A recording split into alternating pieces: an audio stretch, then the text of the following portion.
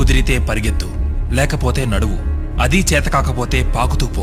అంతేకాని ఒకే చోట అలా కదలకుండా ఉండిపోకు. ఉద్యోగం రాలేదని, వ్యాపారం దెబ్బతినిందని, స్నేహితుడొకడు మోసం చేశాడని, ప్రేమించిన వాళ్ళు వదిలి వెళ్ళిపోయారని అలాగే ఉండిపోతే ఎలా?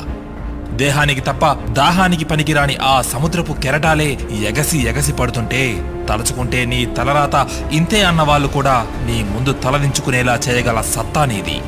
అలాంటిది ఇప్పుడొచ్చిన ఆ కాస్త కష్టానికే తలంచేస్తే ఎలా? సృష్టిలో చలనం ఉన్నది ఏదీ ఆగిపోకూడదు. పారే నది, వీచే గాలి, ఊగే చెట్టు, ఉదయించే సూర్యుడు అనుకున్నది సాధించాలని నీలో కసి కసిగా ప్రవహిస్తుందే ఆ నెత్తురుతో సహా ఏదీ ఆగిపోవడానికి వీల్లేదు. లే, బయలుదేరు. నిన్ను కదలనివ్వకుండా చేసిన ఆ మానసిక బాధల సంఖ్యలను తెంచేసుకో. పడ్డ చోట నుండే పరుగు మొదలెట్టు.